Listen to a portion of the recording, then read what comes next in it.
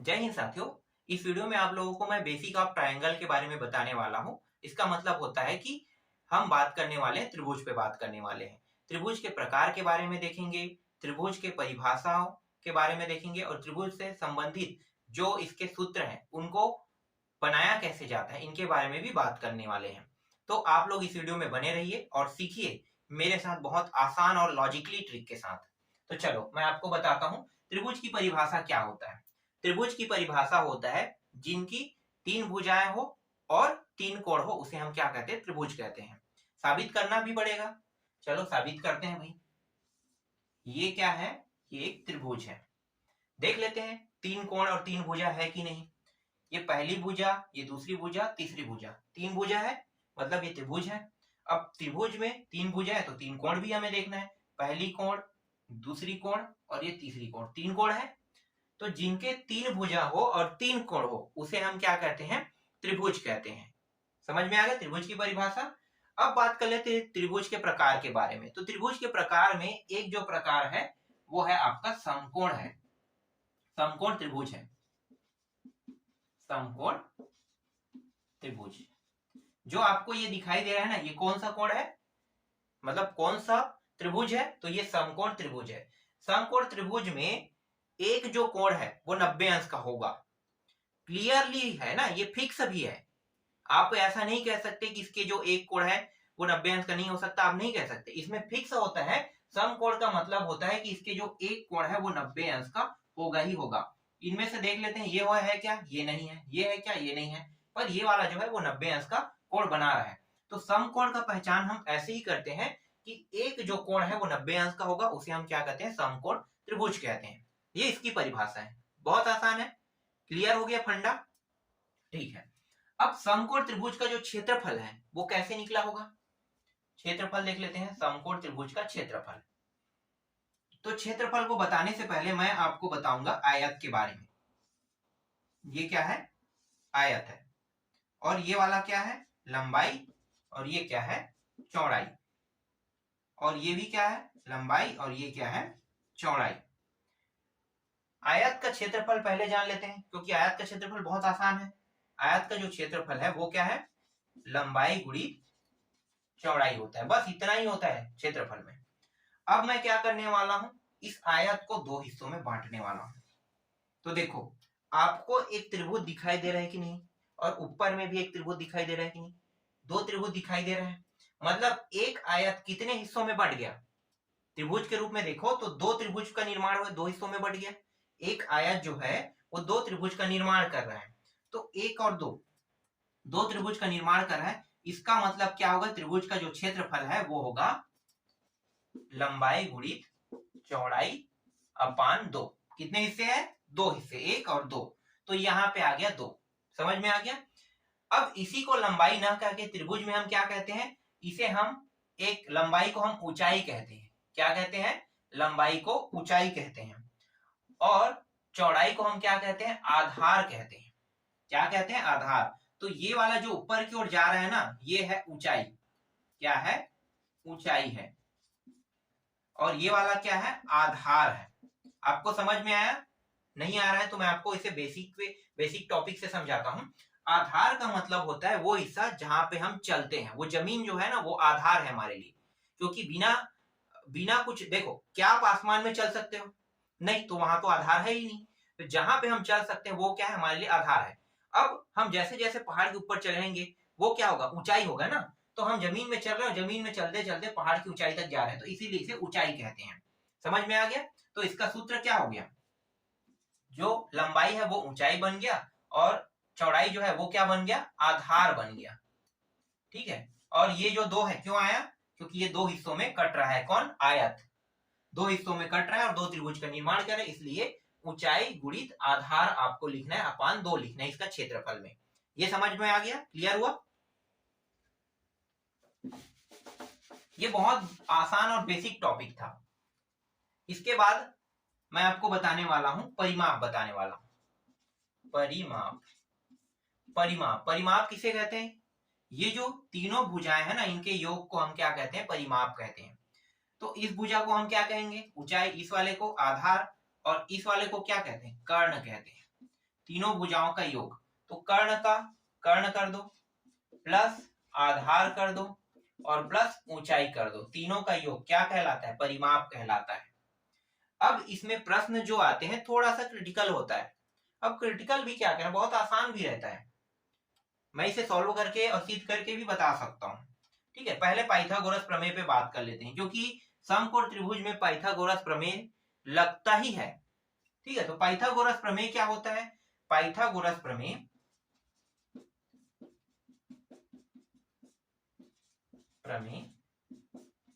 Pythagoras प्रमेय होता है, ये जो कर्ण है ये सबसे बड़ी भुजा है, देख लो ये सबसे बड़ी भुजा है। तिरछी भुजा जो है वो सबसे बड़ी भुजा होता है, याद रखना।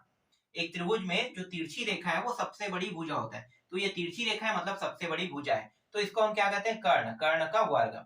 इसके बाद ये जो आधार है इसका भी वर्ग करेंगे और ऊंचाई का भी वर्ग कर देंगे, और आधार का वर्ग करके ऊंचाई का वर्ग करेंगे, और दोनों को जब जोड़ेंगे तब ये किसके बराबर होगा? कर्ण के बराबर होगा। तो इसी को हम कहते हैं पाइथागोरस प्रमेय कहते हैं। अधिकतर जो प्रश्न आप लोग सॉल्व करते हैं वो पाइथागोरस प्रमेय के ही माध्यम से ही सॉल्व करते हो।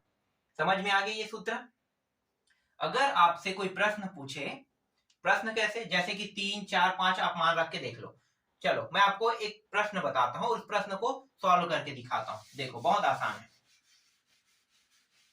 ठीक है, पहले मैं ऊंचाई की जगह में मैं लिख देता हूं 4 और आधार की जगह में 3।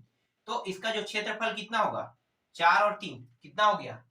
4 गुणित 3, और नीचे में क्या था? 2 था ना। ये जो है ये ऊंचाई है और ये क्या है? आधार है, और अपान 2, तो 4 दिया कितना हो गया? 12, और 2 बराबर कितना हो जाएगा? 6। तो इसका जो क्षेत्रफल है वो कितना आ गया? 6 आया। ठीक, परिमाप कितना आएगा? अब परिमाप निकालने से पहले हमें क्या निकालना होगा? कर्ण, क्योंकि कर्ण का मान कितना है पता है नहीं। तो कर्ण का मान निकालने के लिए कौन सा सूत्र उपयोग करेंगे? अभी जो मैंने बताया पाइथागोरस प्रमेय, बस उसको लगा दो। पाइथागोरस प्रमेय क्या होता है? कर्ण का वर्ग।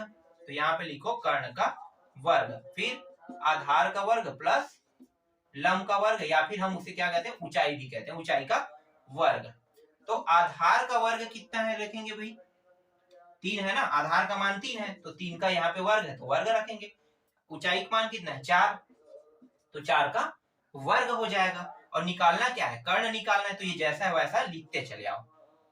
ये रहा, ये कितना हो गया? 3 का वर्ग 3 दिया 9, 4 का वर्ग 4 चौक 16, और ये कर्ण का वर्ग।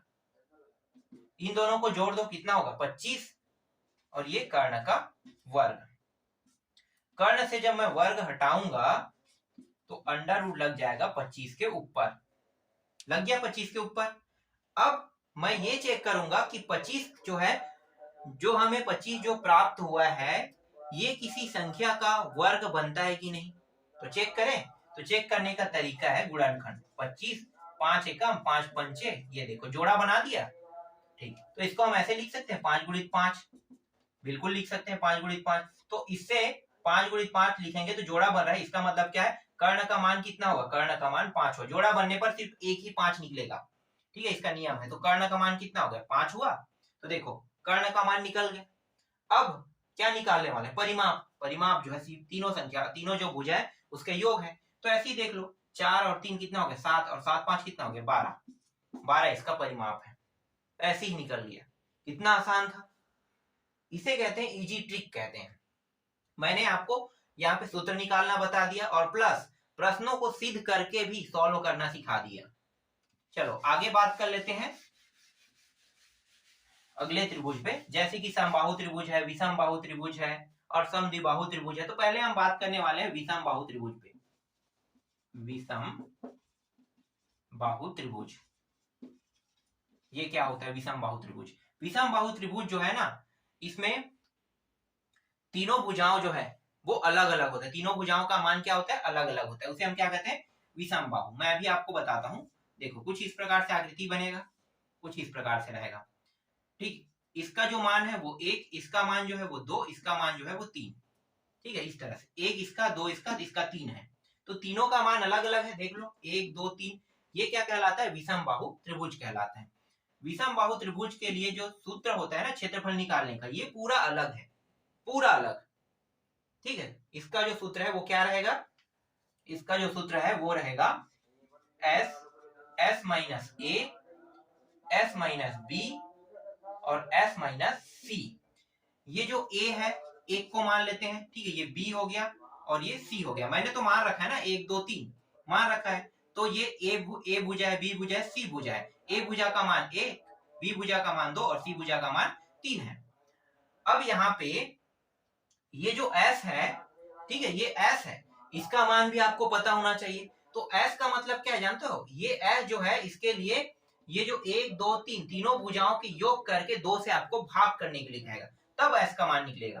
तो ए भुजा प्लस बी भुजा प्लस सी और 2 से आप इसे भाग दे दो, तो 1 2 और 3, 1 प्लस 2 प्लस 3 अपान 2, टोटल कितना होगा? ये 6 होगा। 6 बटे 2, 2 एकम 2 तिया 3 प्राप्त हो गया। तो यहाँ पे s का मान कितना प्राप्त हुआ? s का मान यहाँ पे 3 प्राप्त हुआ। ठीक, अब यहाँ पे 3 को हम रखते चलेंगे। समझ में आ रहा है? 3 को क्या करेंगे? यहाँ पे रखेंगे। अब हल करें क्षेत्रफल को, तो s का मान 3 हो गया। s का मान जहां जहां s है वहां पे 3 रखो। फिर माइनस a का मान कितना है? 1। s का मान फिर 3 रखो और b का मान कितना है? इस बार 2 और फिर s का मान 3 और c का मान कितना है? 3 है। इस तरह से देखो, देख लेते हैं मान कितना आ रहा है। तो यहाँ पे देखो, ये दोनों मान क्या हो रहा है? 0 हो रहा है। ठीक है, 0 हो रहा है, मतलब क्या है? ये मान 0 हो गया गुणित, ठीक है, ये कोष्टक में देखो, यहाँ पे कुछ नहीं, मतलब इंटू गुणा है। यहाँ पे कितना प्राप्त होगा? 1 गुणित, यहाँ पे कितना प्राप्त होगा? 2 और इसको भी गुणित में 3 ले लेते हैं, इस प्रकार से। ठीक है, अब यहाँ पे देखो 0 जो है, इसको भाग करे 0 होगा, फिर इसको भाग करे 0, इसके भाग करे 0, सबका मान क्या प्राप्त होगा? यहाँ पे 0। ठीक है, मैं यहाँ पे समझा रहा हूँ इसलिए यहाँ पे 0 प्राप्त हुआ है। s का मान वो लोग ऐसे पूछेंगे कि यहाँ का जो मान है वो कोई कंडीशन में 0 नहीं होगा। ठीक है, थोड़ा सा बदलाव कर देगा तो वो 0 नहीं होगा। ठीक, लेकिन हम जो सीट कर रहे हैं उसमें s का मान क्या आ रहा है? 0 आ रहा है। ठीक, चलो आगे देखते हैं। हाँ ठीक है, 3 4 2 6 2, ठीक, यहां तक समझ में आ गया? बस ये क्या है? ये विषम बाहु त्रिभुज है। चलो अब बात करने वाले हैं द्विबाहु में। द्विबाहु, द्विबाहु का मतलब क्या होता है? ये तो विषम बाहु है, ये होता है सम द्विबाहु। ठीक है, सम द्विबाहु, इसका मतलब ये है कि इसमें दो भुजाएं जो है वो बराबर होगा। कैसे? एक भुजा का मान 1 है तो इस भुजा का मान भी क्या रहेगा? 1 ही रहेगा। इसे हम क्या कहते हैं? समद्विबाहु, मतलब दो भुजाएं बराबर रहेगा और तीसरी भुजा जो है वो अलग रहेगा। और सूत्र इसके लिए भी वही है, सूत्र इसके लिए भी क्या है? क्षेत्रफल बराबर एस माइनस ए, एस माइनस बी और एस माइनस सी। इसके लिए भी वही सूत्र है, इसको भी सिद्ध कर लेते हैं। ठीक है, और जो ए बी सी है ना, उसको भी देख लेते हैं। तो ए प्लस बी प्लस सी और यहाँ पे 2, ए का मान कितना है? 1, बी का मान कितना है? 1 और सी का मान कितना है? 3, 2, कितना होगा? 5/2। इस तरह से आ रहा है, 5/2 आ रहा है यहाँ पे। ठीक, अब क्या करने वाले हैं? अब ये जो 5/2 है यहाँ पे रखते चलेंगे। तो चलो रख देते हैं। एस का मान कितना है? 5/2, फिर 5/2 माइनस 1, फिर यहाँ पे 5/2 माइनस 1, फिर यहाँ पे 5/2 माइनस 3, इस तरह से। ठीक है, इस तरह से। ये थोड़ा सा टफ लग रहा होगा ना, बटा और ये है। ठीक है, यहाँ पे मैं 2 रखता तो ये और इजी हो जाता, 2 आता उसके बाद आसानी से हल कर सकते थे। ठीक है, चलो देखते हैं। यहाँ पे ना इसलिए मैं इसे लेकर आया हूँ क्योंकि थोड़ा सा ये टफ लगे ना, तब इसे हम आसान बनाने में इजी हो जाएगा। देखो 5/2 को हम कुछ नहीं करेंगे, इसके ऊपर में क्या लगा? अंडर रूट लगा होगा ना, तो अंडर रूट को लिखना ही पड़ेगा, भूल जाते हैं वरना। ठीक है, ये हो गया। अब ये देखो, यहाँ पे कुछ नहीं मतलब 1, यहाँ भी कुछ नहीं मतलब 1, यहाँ भी कुछ नहीं मतलब 1। क्या करना पड़ता है? लेना पड़ता है। नहीं रहता है तो ऐसे कंडीशन में लेना पड़ता है। क्यों? क्योंकि हम लघुत्तम निकालने वाले हैं। लघुत्तम का मतलब आपको समझ में आ रहा है? नीचे के मान जो है, हर जो है, ऊपर को क्या कहते हैं? अंश, नीचे को हर कहते हैं। दोनों बराबर है क्या? बराबर नहीं है, तो हमें क्या करना है? बराबर करना है। तो बराबर करने का तरीका क्या है? इन दोनों को गुणा कर दो। तो गुणा करेंगे, क्या होगा? 2 एकम 2, ये बराबर हो गया। एक बार लिखेंगे, बार बार लिखने की जरूरत है। 2 एकम 2। अब ये जो 1 है इसका गुणा 5 के साथ करो, तो 5 एकम 5, तो ये ऊपर में 5 आ गया। और इस 2 का गुणा इसके साथ करो तो 2 एकम 2, तो ये हो गया 2 का 2 रहेगा। और यहाँ पे कौन सा चिन्ह है? माइनस, तो ये माइनस, ये इस तरह से। आगे इसको भी वैसे ही करेंगे। 1 का गुणा इसके साथ, 2 का गुणा इसके साथ, और पहले इन दोनों को गुणा, तो 2 एकम 2, 5 एकम 5, 2 एकम 2। ठीक, ये हो गया। अब यहां भी वैसे ही करेंगे, 2 एकम 2, ये हो गया। और इस 1 का गुणा 5 के साथ, तो 5 एकम 5, और 2 का गुणा इसके साथ, तो 2 तिया 6, ये 6 आ गया। ठीक, आगे हल करें अब ये 5/2, इन दोनों को घटाएंगे तो 3/2 प्राप्त होगा। इन दोनों को घटाएंगे तो यहाँ भी 3/2 प्राप्त होगा।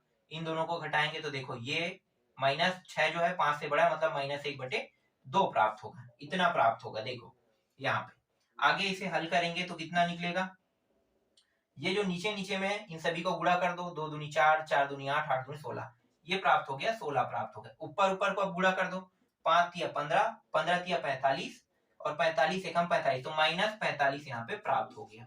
ये रहा, ये जो 16 है, ठीक है, इसका गुणनखंड कर दो। 16 हम जानते हैं निकल सकते हैं, ठीक है, 4 से करोगे 4 चौक, ये 4 जोड़ा बन गया, तो मतलब 4 जो है ये बाहर आ गया। ठीक है, 4 क्या हो गया, बाहर आ गया। लेकिन 4 तो बाहर आ गया, लेकिन ये जो 45 है ये बाहर नहीं आएगा, तो जैसा वैसा रहने दो। ठीक है, इसको जैसा वैसा रहने दो, और यहाँ पे माइनस को बाहर निकाल दो, तो यही क्या है, इसका उत्तर है। देख लो, आसान था। ठीक, अब बात कर लेते हैं समबाहु में, जिसके तीनों भुजाएं बराबर,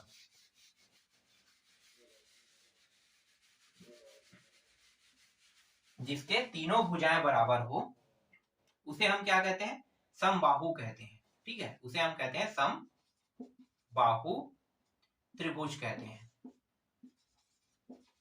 समबाहु त्रिभुज। तो समबाहु त्रिभुज में तीनों भुजाओं को मान हम क्या रख देते हैं, 1 1 1 रख देते हैं। इसके लिए वही सूत्र हम उपयोग कर सकते हैं जिस सूत्र को अभी मैंने बताया है। ठीक है, इसी सूत्र को उपयोग कर सकते हैं, या शॉर्टकट में अगर हम सूत्र उपयोग करें तो क्षेत्रफल निकालने के लिए शॉर्टकट सूत्र भी है √3/4 और a का वर्ग। ठीक है, ये सूत्र है √3 ये जो 4 है इसका वर्ग, a का वर्ग कर देंगे। तो यहाँ पे मान रख के देख लो, आसान हो जाएगा, ये सूत्र का उपयोग करोगे तो ये √3/4, a का मान कितना है, 1 रखा है ना, तो 1 का वर्ग, तो √3 कितना प्राप्त हो गया, 4 प्राप्त हो गया। अब देखते हैं कि यही जो क्षेत्रफल है, क्या हम क्षेत्रफल निकालने के लिए जो हमने प्रक्रिया उपयोग किया है, क्या हमारे जो पुराने वाले जो सूत्र है उससे भी ये मैच हो पाएगा। देखते हैं ट्राई करके, √3/4 आना चाहिए। तो यहाँ पे क्षेत्रफल,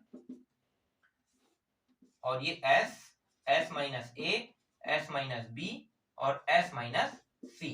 ठीक है, और ये जो क्या है, a b प्लस c अपान 2, तो a b c का मान रख देते हैं, 1 + 1 + 1 = 2, तो 3 बटा कितना हो गया, 2 हो गया, 3/2। हमें लाना कितना है, अभी जो मैंने सिद्ध किया था उसमें करनी 3/4 आया था ना, इतना आ रहा है कि नहीं आ रहा है, हम चेक करते हैं।